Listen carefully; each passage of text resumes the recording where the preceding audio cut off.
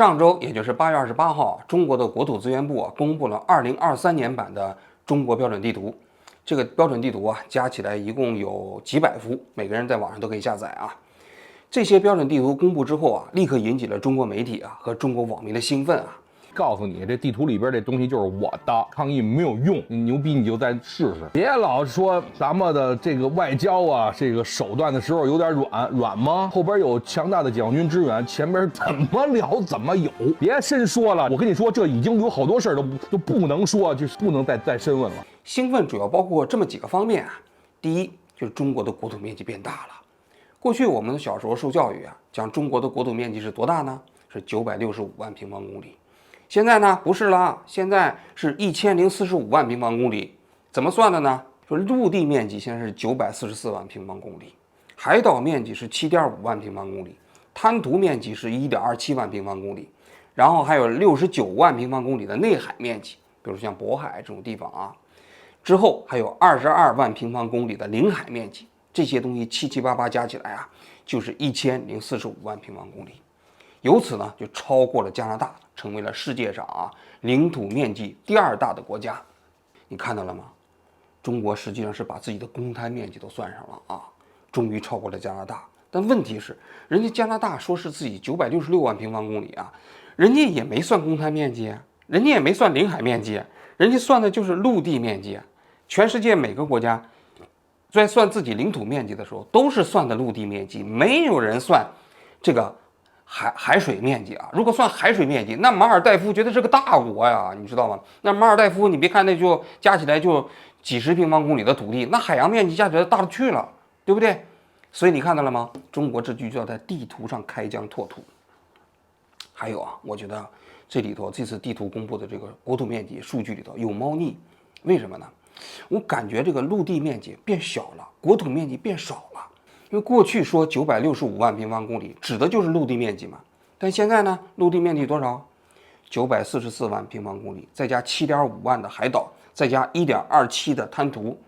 你就把它加起来，一共算下来也就是953万平方公里。那过去是965万，那12万平方公里去哪儿了？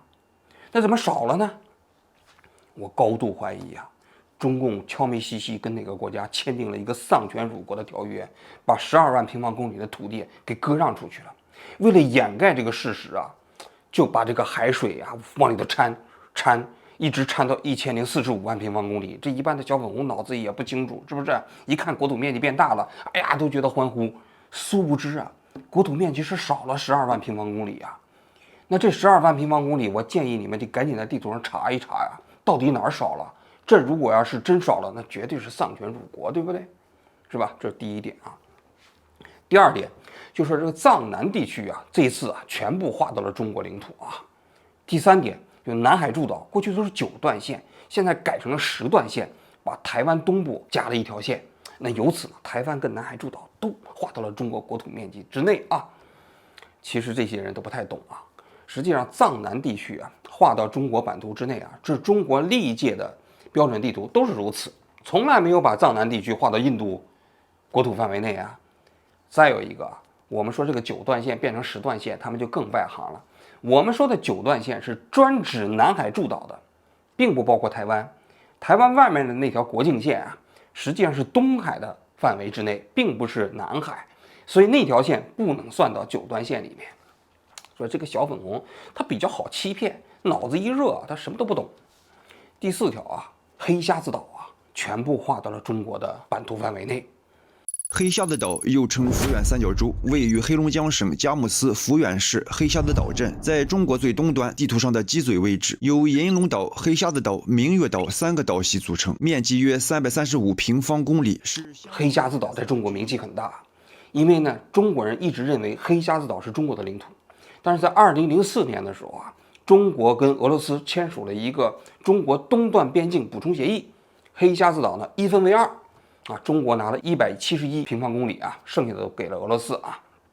由此呢，中国和俄罗斯的边境问题彻底解决了。10月14号，中俄双方在黑瞎子岛举行了中华人民共和国与俄罗斯联邦国界东段界桩揭幕仪式。同日，中国外交部和俄罗斯外交部通过换文确认，中华人民共和国政府和俄罗斯联邦政府关于中俄国界线东段补充叙述议定书及其附件正式生效，两国边防部队已开始按双方勘定的国界线履行防务。那比较奇怪了，按道理来讲，你中国2004年已经解决了中俄之间的边境问题那为什么你现在出版的新版地图你这个仍然把整个黑瞎子岛全部划到自己的领土范围内呢？我查了一下这地图中间的确如此，整个黑瞎子岛就是在中国的领土范围之内。今天我们就要用一期节目的时间讲一讲黑瞎子岛，也包括中苏、中俄之间边境谈判的那些有趣的事情中俄边界谈判历经40多年，积累的成果实属不易，使中俄边界成为一条和平的、稳定的、友好的边界线，成为加强我们两国人民友谊和合作的纽带。实际上，这个黑瞎子岛大家仔细去查一下，蛮有意思的一个信息是中方确确实实现在所有的地图中间都把黑瞎子岛划到中国的版图里头。但你在查俄罗斯的地图，你会发现，俄罗斯直到现在也把黑瞎子岛划在俄罗斯的这个版图范围内。按道理来讲，2004年之后这个问题应该双方把地图全部修订过来，但实际上双方都没有修订。实际上，关于中俄关于东段边境补充协定签署的过程中，大家都知道双方可能是有一个不公开的约定，但我高度怀疑实际上双方为了平息国内的反对舆论双方各自的地图都不做修改，这个有可能是双方的一个默契，或者是一个秘密约定其实这个黑瞎子岛双方划定的时候中俄双方国内反对的声音都非常大。中国认为中国把一半的黑瞎子岛给了俄罗斯，而俄罗斯当时国内认为俄罗斯普京政府把这个黑瞎子岛一半割让给了中国，所以双方国内的那些小粉红都非常反对这个边境协议。那借着这个机会呢，我们也来讲一讲中俄双方过去200-300年的历史中间划界的内幕和这个有趣的故事中俄双方这个第一次划界是1689年的尼布楚条约这尼布楚条约规定中俄双方是以外兴安岭为界那么外兴安岭包括整个的乌苏里江流域都属于中国，也包括中国后来声称的桂岛那么这个条约实际上事后看，中国方面实际上还占了一点便宜。为什么呢？因为当时虽然中国是康乾盛世但是国力也基本上也就那样了。但是俄罗斯当时是正在蓬勃发展的一个帝国而且在中国的远东地区中国几乎没什么人，中国也不主张开发边疆，中国历史上叫有疆，实际上无界，就是边疆地区几乎都是怎么说呢，蛮夷它也不经营，所以中国对边界历史上从来不重视的所以尼布楚条约也是中国作为一个国家跟西方世界里签订的第一个条约，这是现代意义上的条约到了近代的时候由于中国积贫积弱满清王朝然后后来呢就先后跟俄罗斯签订了爱辉条约、北京条约，也包括一系列的附属条约19个。那么这些条约就把中国东部和西部一共150多万平方公里的土地割让给了俄罗斯。那这是中国几乎每一个人的历史上的一个痛点但是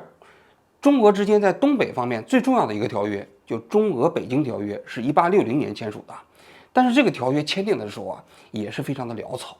你比如说中俄北京条约就规定中俄之间的边界这个黑龙江以北归俄罗斯，以南归中国；乌苏里江以东归这个俄罗斯，以西归中国但是这个江面怎么划分呢？这个条约没有规定。那江上的岛怎么划分呢？也没有规定。这主航道怎么划分呢？双方也没有规定，只是笼统的规定了双方以这个条江为界。那这就留下了麻烦了因为这个实际上在中国的黑龙江和乌苏里江流域江上一共有2000多个岛屿那这2000多个岛屿实际上面积也蛮大的，而且对于一条江来讲，尤其是界江来讲，这个主航道非常之重要这主航道你到底能不能行驶，到底应该怎么通航，如果没有一系列的规定会留下无数的麻烦。而且当时这个俄罗斯人也比较坏他们在这个条约换约的时候他们中间有一个人啊，他就随手在那地图上画了一条红线。这条红线是沿着这个黑龙江的这个所谓的右岸，乌苏里江的左岸画的，也就是说把整个江面啊，包括中间的岛屿啊，全部划给了俄罗斯。但当时换约的时候啊，这个换约的文本交给了当时清王朝的这个军机大臣宜辛，看到时候就满脸狐疑啊。宜辛就说啊，说你这里头都是俄罗斯文，我也看不懂，你这画的一条线，这个也不太对吧？应该咱们双方共同勘界的时候再定啊，所以就没同意。但尽管如此啊，就留下了一个非常重要的尾巴，就是北京条约啊文本和它的附约之间啊是存在矛盾的。就文本规定两国的边境线啊以黑龙江和乌苏里江为界，但是呢附约中间的地图上画了一条红线，这条红线把黑龙江也包括乌苏里江的整个江面以及上面的岛屿全部划给了俄罗斯。这就是啊中俄之间啊边境条约啊存在将近100多年纷争的一个非常重要的原因啊。那么这个条约划分之后啊，实际上当时的清王朝啊对这个国土面积啊也不是特别在意啊，再加上当时晚清快要灭亡的时候，那些官员也确实非常腐朽啊。当时勘界的时候啊，中国那个大臣，因为当时那个北京条约规定图们江口啊，距中国的那个版图的地点是20华里。结果中国那勘界大臣走着走着走不动了，抽大烟困乏了啊，结果呢把那界碑随便一扔，就放到那个地方。实际上俄罗斯人埋的那个界碑的地点啊，距离图们江口啊有40多公里，那远了去了。你想想啊，结果后来那过了20多年，中国又有一个官员在任的时候，跟俄罗斯人啊这个共同勘界的时候发现不对呀，你这个违反条约呀，最终才把那个边境线啊直接又划到了距离那个图们江口出海口的20华里的地方。所以由此你可以见到啊，就当时晚清王朝啊，确这些官员的这个愚昧啊。那么后来啊，这个苏联这个成立之后啊，那当时列宁不是说要跟中国都废除所谓的不平等条约吗？还搞了加拉哈宣言啊，当时国民政府也没理他们啊。但是在苏联成立之后，也包括中国的北洋政府时期啊，中苏之间关于边境问题也发生过一些纷扰。最明显的就是1929年的中东路事件啊，因为当时东北啊实际上是张学良父子控制的。后来不是这个张作霖被炸死了吗？张学良啊28岁啊就继承了他父亲在东北的地盘啊。但是张学良这个人呢，说实在的志大才疏，虽然说他是少帅啊，但是他28岁统领整个东北军啊，他基本上净干一些荒唐事儿。他上任之后先把杨玉婷给杀了啊，把他父亲当时非常重要的一个将领，紧接着就挑起了中东路事件。中东路事件是怎么回事呢？就当年沙皇俄国啊跟中国签署了一个协议，就在中国境内修建了一条铁路，就是横跨西伯利亚啊，穿过中国铁路一直到达海参崴。这条铁路啊，当时规定是60年之后可以赎回来啊。但是呢，这条路经营了没几年之后，中华民国政府就想把它收回来。收回来，这张学良当时民主主义气氛高涨啊，就觉得自己了不起啊，就采取一些简单粗暴的方式啊，就把那苏联的那些官员驱逐出去，最后就发展到把那个苏联驻哈尔滨领事馆的人都给抓起来了。结果最后苏联就不干了啊，就开始跟中国打起仗来了。这一打仗呢，这张学良就露馅了啊。那张学良的军队在满洲里，他自己的子弟兵被称王牌军，一个旅啊，他说第19旅吧，整个一个旅就被人苏联军队一窝端了，全给干掉了。后来呢，这张学良就不得不跟这个苏联人开始和谈，和谈的地点就在现在的伯利，也就是黑瞎子岛的旁边。黑瞎子岛就是在这次中东路事件过程中间，1929年的9月29号被苏联正式占领的。因为黑瞎子岛啊，在中国被称之为抚远三角洲。这抚远三角洲它这个位置啊非常重要，它刚好处于啊黑龙江和乌苏里江的交界处。按照中俄北京条约规定啊，就是中俄的这个边境线啊，一直到黑龙江和乌苏里江的交界处。那交界处以南就归中国吗？所以你按照这样的一个中俄北京条约的条约规定，抚远三角洲显然属于中国。但是苏联自从1929年9月29号占领了这个黑瞎子岛之后啊，以后就再也没有还。这是一次啊中苏之间发生的边境问题。后来日本人占领了满洲啊，日本人占领满洲之后，拿起北京条约一看，苏联多占了不少地方，后来就发动了一个张古峰事件，就是苏联的哈桑地区啊。结果这是1938年的时候，日本人跟这个苏联人在这个张古峰地区也打了一仗。其实日本人也没有占到便宜啊，因为当年苏军确实的战斗力还可以啊。这个那就是在整个1949年之前，在东北地区发生的边境冲突。1949年之前啊，中共啊其实对苏联那是无条件支持的啊，因为中共实际上是没有这个所谓的国土概念的。那当年你想的外蒙古被割让出去的时候，全中国人都指责斯大林，但是中共呢发表宣言支持苏联，说什么呢？说这个外蒙古划分出去，人是搞社会主义啊，社会主义嘛，那就国际主义啊，根本不需要国土啊，对不对？将来都是实现共产主义了，大家都是同志加兄弟啊，那早一点割让出去，那早一点实现社会主义，那是好事儿啊，对吧？你包括中东路事件，全国同仇敌忾，指责这个苏联的时候，那个当时中共也是发表宣言，就是反对张学良进攻苏联呐。那当年被称之为叫武装保卫苏联，全球的共产主义者都要保卫苏联嘛。所以啊，中共在建政之前几乎都是支持苏联啊对中国的领土主张的。这个有的学者就说，这叫不当家不知柴米贵嘛，是吧？你也没有这个概念，反正不是你的，你慷国家之慨嘛，对吧？那后来1949年啊，中共在国内取得了江山了啊，自己当家做主了，情况就发生一些变化了。大家都知道，1949年年底啊，老毛到苏联去访问。